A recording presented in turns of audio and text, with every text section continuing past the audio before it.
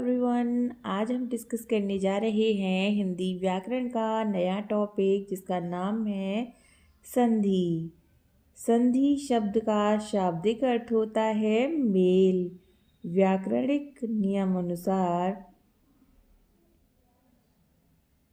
दो वर्णों के समीप होने पर उनके परस्पर मेल से जो विकार उत्पन्न होता है वही संधि कहलाता है। जैसे वेद जमा अंत वेदांत, विद्या जमा आल्य विद्यालय, यह संधि है। क्यों? क्योंकि क्या होती है संधि? वर्णों के मेल से होने वाले विकार को ही संधि कहते हैं। और संधि विच्छेद क्या होता है? संधि के नियम अनुसार मिले हुए वर्णों को अलग अलग करके संधि से पहले की स्थिति में पहुंचा दिया जाए तो इसे संधि विच्छेद कहा जाता है। जैसे गणेश, इसका संधि विच्छेद क्या है? गण जमा ईश।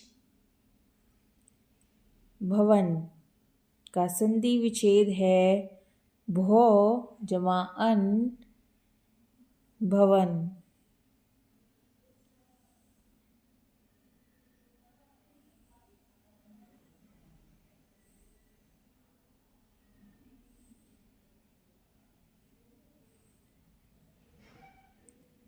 अब हम जानेंगे संधि के प्रकार के बारे में। संधि के 3 प्रकार होते हैं: स्वर संधि, व्यंजन संधि और विसर्ग संधि। अब इन सब के बारे में जानेंगे डिटेल में। क्या होती है स्वर संधि? दो स्वरों का परस्पर मेल होने से किसी एक स्वर या दोनों में जो परिवर्तन होता है वही स्वर संधि कहलाता है। तो जब दो स्वरों का परस्पर मेल होने से कोई एक या दोनों परिवर्तित हो जाएं, वही हो जाती है स्वर संधि। और स्वर संधि के कितने प्रकार होते हैं? स्वर संधि होती है 5 प्रकार की। कौन कौन सी? दीर्घ संधि, गुण संधि, वृद्धि संधि, यण संधि और अयादि संधि।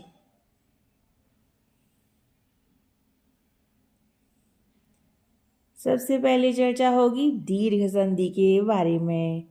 दीर्घ क्या होता है? दीर्घ का मतलब, दीर्घ मतलब बड़ा, है ना? तो फिर दीर्घ संधि में क्या होगा बताओ? दो समान हर्ष या दीर्घ स्वरों के एक दूसरे के बाद आने से दोनों को मिलाकर एक दीर्घ रूप हो जाता है, वही तो होती है दीर्घ संधि।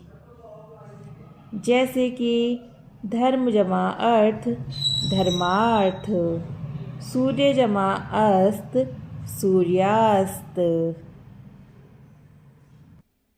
जैसा कि आप देख रहे हैं, परम जमा अर्थ से बना है परमार्थ। यहाँ पर अ और अ मिलकर आ में परिवर्तित हुए हैं। और दीर्घ संधि क्या कहती है कि जब दो समान हर्ष या फिर दीर्घ स्वरों के एक दूसरे के बाद आने जाने पर दोनों को मिलाकर एक दीर्घ रूप बनता है, तो अ और अ को मिलाकर दीर्घ रूप बना कि नहीं? आ बन गया। उसी तरह एक और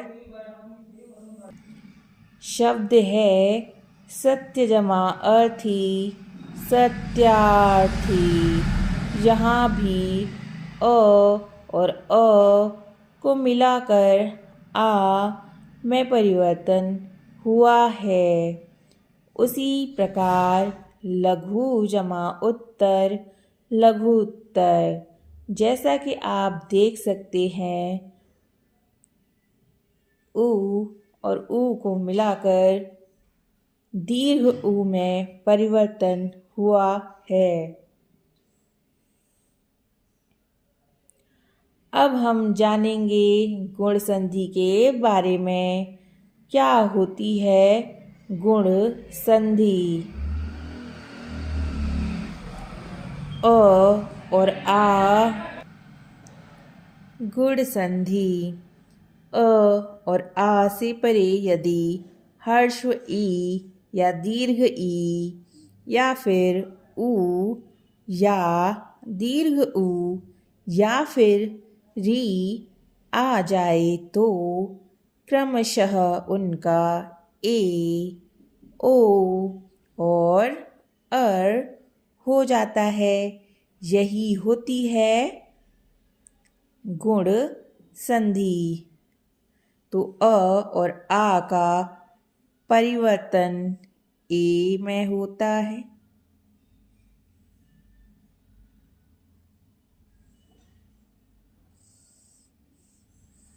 आ और आ के बाद अगर ई या दीर्घ ई आए तो उसका परिवर्तन ए में होता है। ऊ या ऊ आए तो उसका परिवर्तन ओ में होता है और री के आने पर उसका परिवर्तन अर में हो जाता है। कैसे? चलो उदाहरण देखते हैं। जैसे धर्म जमा इंद्र धर्मेंद्र। जैसे आप देख सकते हैं धर्म अ और इंद्र में ई, अ के बाद ई आने पर इसका परिवर्तन ए में हुआ है, इसीलिए यह बना है धर्मेंद्र। उसी प्रकार सुर जमा इंद्र सुरेंद्र।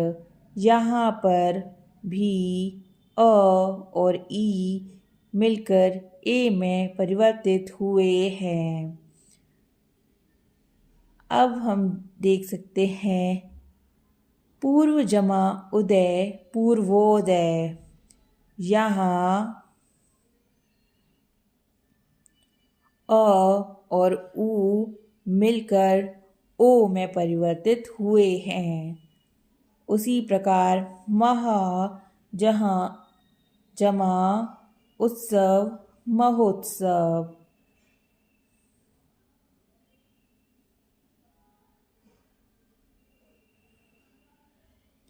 राज जमा ऋषि राजर्षि। यहाँ पर अ और री मिलकर अर में परिवर्तित हुए हैं। और गुण संधि क्या कहती है? अ या आ के बाद अगर ह्रस्व ई या दीर्घ ई आ जाए तो उसका परिवर्तित ए में होगा। जैसे धर्म जमा इंद्र धर्मेंद्र, तो ए में परिवर्तित हुआ अ और ई मिलकर। उसी प्रकार ऊ या ऊ आए अ या आ के बाद तो इसका परिवर्तन ओ में हो जाता है। जैसे पूर्व जमाओदय पूर्वोदय और महाजमाओत्सव महोत्सव। अब हम जानेंगे यण संधि के बारे में। हर्ष या दीर्घ ई ऊ री से भिन्न कोई स्वर आए तो ई को य और ऊ का व और री का र किया जाता है। इसे समझेंगे उदाहरण से।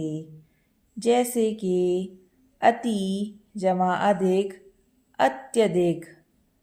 यदि जमा अपि यद्यपि। यहाँ पर आप देख सकते हैं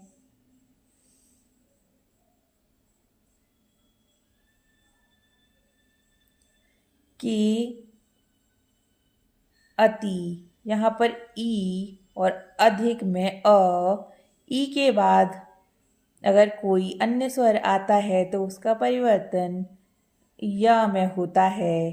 तो यहाँ पर देख लीजिए अत्यधिक, यहाँ ई और मिलकर य बना रहे हैं।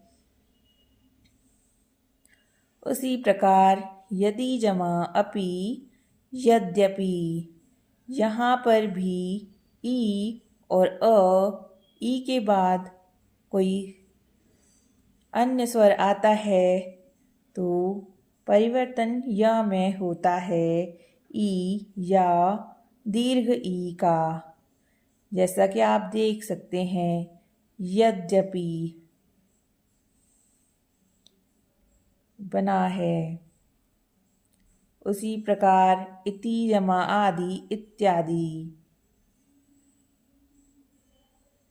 और जब ऊ के बाद कोई अन्य स्वर आए तो उसका व में परिवर्तन होता है। जैसे कि मनु जमा अंतर, मनवंतर। उसी प्रकार अनु जमा इति, अन्विति। उसी प्रकार अनु जमा एषणा, अन्वेषणा। तो यहाँ पर ऊ के बाद अन्य स्वर में ए आया है और उसका ऊ का परिवर्तन व में हो गया है। जैसे कि आप देख सकते हैं अन्वेषणा।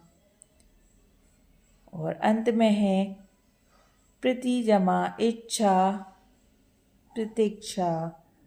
यहाँ पर री का परिवर्तन र में हुआ है। तो हमने जाना कि संधि किसे कहते हैं, संधि कितने प्रकार की होती है,